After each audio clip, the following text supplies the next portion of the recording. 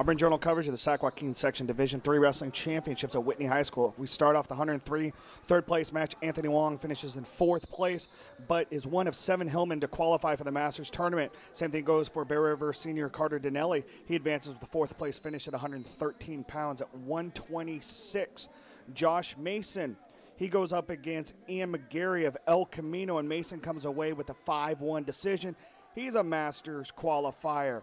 And then the exciting time of the day, 160 pounds, Jack Morris tied 2-2 heading into overtime with Christian Luna of Whitney. That's Morris. He gets a 2-point takedown. That gives him the 4-2 victory. Morris third place. He's a Masters qualifier. And just moments later, the Placer coaches had to head on over to the next match for the 170-pound championships, where senior Miles Lenover is going for the championship for the Hillmen. Lenover against John Conley of Woodland. Lenover gets the pin at 138 in the first. It's the one and only Division III championship for Placer on the day, but they do finish in second overall, tied with Whitney with 141.5 points because of great matches. Here's Will Thornton. He finishes in second at 182 pounds. He falls to Mac Best, Pioneer, with a 6-3 decision. And then at 220 pounds, Zach Stiegel for Placer. He gets the 3-1 decision over Garrett Monroe of Pioneer. Finishes in third place. He's headed to Masters. I know I sound like a broken record, but it was a great day for the Hillmen. And finally, at 285 pounds, Big Michael Nunez. He goes up against Gordon Costa of Foothill. Costa gets the best of him in a 4-2 decision. Costa gets final 2 points in the waning seconds. Head coach Don Packheiser, let's listen in. So Don, you one-upped yourself again. You got 7 guys going on. You have 1 champ in Miles. Just talk about the overall performance of the guys this weekend. You know, these guys came out and wrestled hard. I was hoping that, you know, we had a chance with the guys that we had to maybe take this tournament. And we fell a little bit short, but not because anybody, you know, left anything out on the mat. I mean, these guys wrestled their hearts out, and I'm really proud of them. I couldn't be more proud. We're taking 7 this year, so I guess they're going to be dyeing their hair or some craziness. I don't know. We'll find out about that.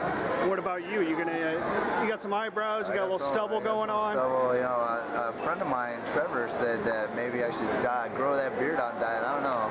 Hopefully the kids don't see this before then, and ask for that.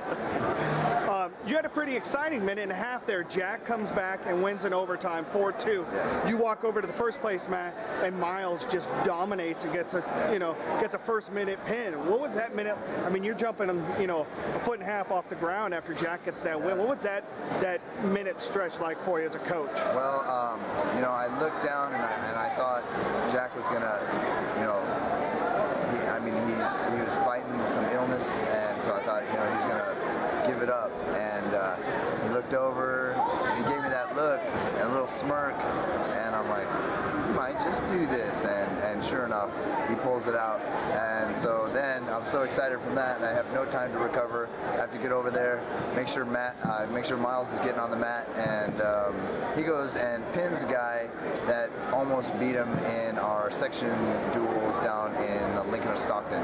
So, you know, I couldn't be happier for that.